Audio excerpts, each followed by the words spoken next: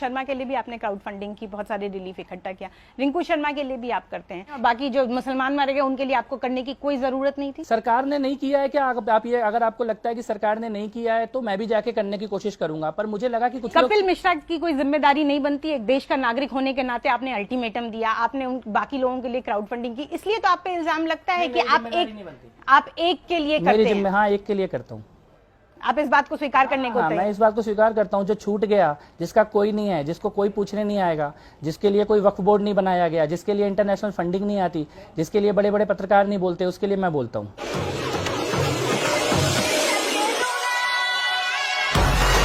Delhi police बोल रही है कि रिंकू शर्मा के मामले में आपसी रंजिश है, व्यवसाय में कुछ प्रॉब्लम हुई, लेकिन आप कहते हैं कि नहीं, वो तो हिंदू चंदा इकट्ठा करने निकला था, इस वजह से। क्यों? तो फिर अभी आप भी दिल्ली दंगे से अलग गए हो, तो जब मैं जाऊंगा तो रोकना मत। आप पुलिस को क्यों नहीं मानते? फिर मैं सिर्फ इतना कह रही हूँ कि पुलिस को, जब मैं पुलिस को मानूंगा तो आप बोलोगे तो पुलिस मेरे साथ है, जब मैं पुलिस को नहीं मानूंगा तो बोलोगे क्यों नहीं मानती है। तो फिर मैं पुलिस को मानूं तो आप भी मान लो दिल्ली दंगे में पुलिस की सारी बात को।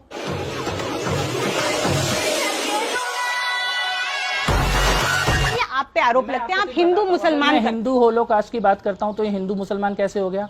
जब मारा गया कोई कश्मीरी पंडित तो उसकी बात करना गुनाह है क्या? और किसी को आपने, औरंगजेब ने जो कत्लेआम किए वो इतिहास के बारे में चर्चा करना गुनाह है क्या? हिंदू होलोकॉस्ट की बात करनी अपराध है क्या? हिंदू इकोसिस्टम की क्यों जरूरत पड़ी? इंडियन इकोसिस्टम की क्यों बात कोई नहीं कर रहा ना, उसकी बात आप करने लग जाइए, हमें जरूरत नहीं पड़ेगी। कि हिंदू इकोसिस्टम से पेट में दर्द होना ये बताता है कि इस इकोसिस्टम की कितनी जरूरत है। मुझे पता है लोगों के पेट में मरोड़े उठ रही हैं, केवल नाम में हिंदू लिखना ही प्रॉब्लम है, ये आपके सवालों से भी उसके अंदर जो पोस्ट किया जा रहा है उससे भी दिक्कत है लोगों को। आवश्यक है उसके बारे में आपने जितने टॉपिक बताए उसमें से गलत कौन सा टॉपिक है? सिलेक्टिव होना एक धर्म के लिए, ये इससे दिक्कत है। नहीं, अपने धर्म के लिए सेलेक्टिव हो रहा हूँ, किसी पे अटैक करने तो नहीं जा रहा, किसी के लिए वायलेंस के लिए तो प्रोवोक नहीं कर रहा हूँ, लेकिन क्यों नहीं अपने धर्म की बात करना हमारा गुनाह है क्या?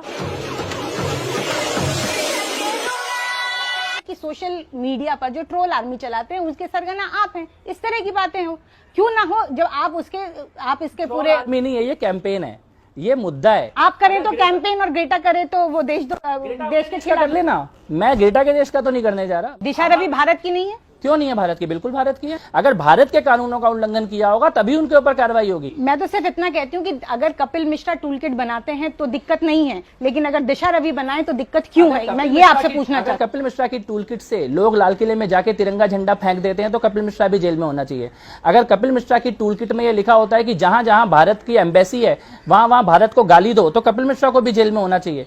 अगर कपिल मिश्रा की टूल किट के कारण यह बताया जाता है कि चाय और योग और भारत की पहचान को नष्ट करने का अभियान चलाया जाए तो कपिल मिश्रा पे भी कार्रवाई होनी चाहिए, लेकिन ऐसा है नहीं। आप जबरदस्ती दो बेमेल चीजों को तोलने की कोशिश कर रहे हैं।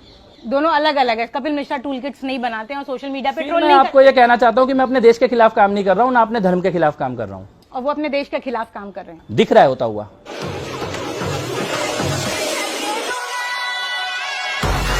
आपसे ये जानना चाहूंगी, आपने तो एमनेस्टी इंटरनेशनल के लिए भी काम किया, ह्यूमन राइट्स के लिए काम करने वाली वो संस्था है, वो वाला कपिल मिश्रा, वो वाले कपिल मिश्रा और आज जो बीजेपी में नेता बनकर आए हैं कपिल मिश्रा, दोनों में आपको फर्क नजर आता है? नहीं, बल्कि मैं तो आज मानवाधिकार के लिए सबसे ज्यादा काम कर रहा हूँ। तो चश्मा उतारने की जरूरत है जो लोगों को दिखाई नहीं दे रहा। अगर तो एक गरीब पुजारी जिसको जिंदा जला दिया गया उसके घर पे पहुंच के उसका घर के लिए मैं मदद कर रहा हूँ, वो मानवाधिकार नहीं होता क्या?